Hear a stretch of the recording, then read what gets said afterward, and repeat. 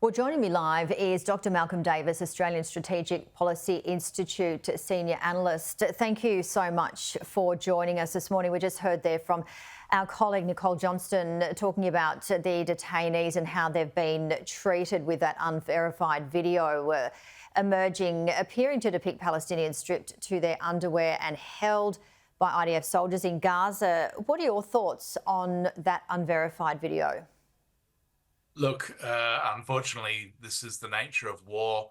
I'm not a soldier, but certainly my understanding of war is that when you capture enemy forces, you do make sure that they're not carrying concealed weapons, because if you don't effectively search them, then suddenly they could produce such weapons and you lose squad mates and so forth. So I would obviously expect the Israeli Defense Force to treat them with under the Geneva Convention, and that would require that as soon as they've been searched, they're given their uniforms back. But I think this is just unfortunately a requirement of warfare, that you make sure you protect yourself as number one.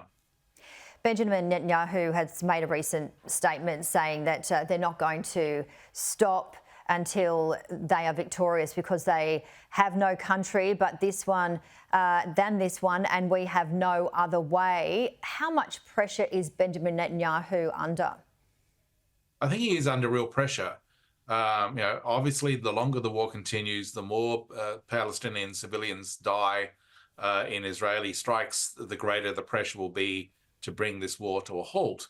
But he's in a dilemma in the sense that if he submits to that pressure, if he brings the war to a halt, and Hamas are still intact, they still have their fighting capabilities, they still have their leadership, then we will be facing further October 7th style attacks in the future.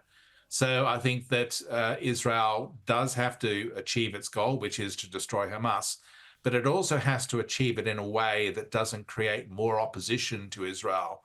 And that means it might need to change its tactics. Rather than using inaccurate dumb bombs, rain from the air and artillery that kill civilians, they might have to take more risks on the ground and send in more ground forces into harm's way to hunt down the Hamas forces. And I think that that is a transition they need to do urgently.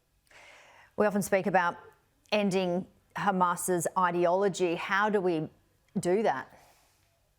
You do that by firstly defeating them militarily, and secondly, by then engaging with the Palestinian people in a way that provides them with an alternative to Hamas, provides them with a path to achieve their desired goals, which I think is ensconced in a two-state solution, where they can have their own state and their own future and live side by side with Israel.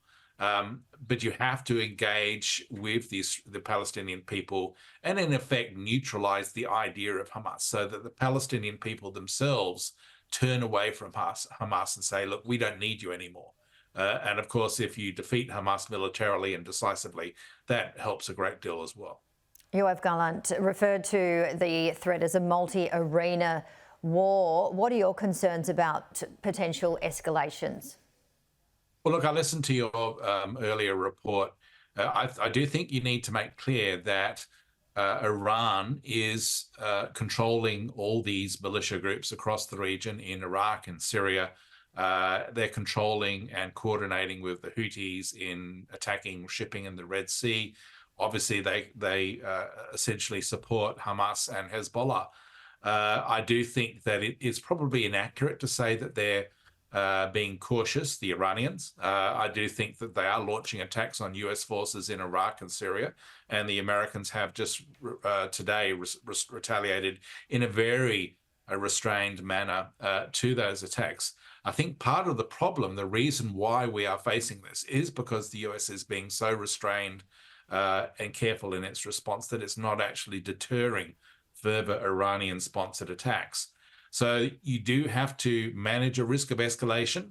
Obviously, no one wants escalation, but at the same time, if you don't deter, if you don't decisively respond to these attacks, be it from the Houthis in Yemen or be it from Iranian-sponsored militias in Iraq and Syria, then these attacks will continue and continue to grow worse. And so I do think that whilst we want to avoid escalation, we do have to maybe respond more decisively to these attacks if we want to bring them to a halt. Dr. Malcolm Davis, as always, appreciate your time and expertise. Thank you.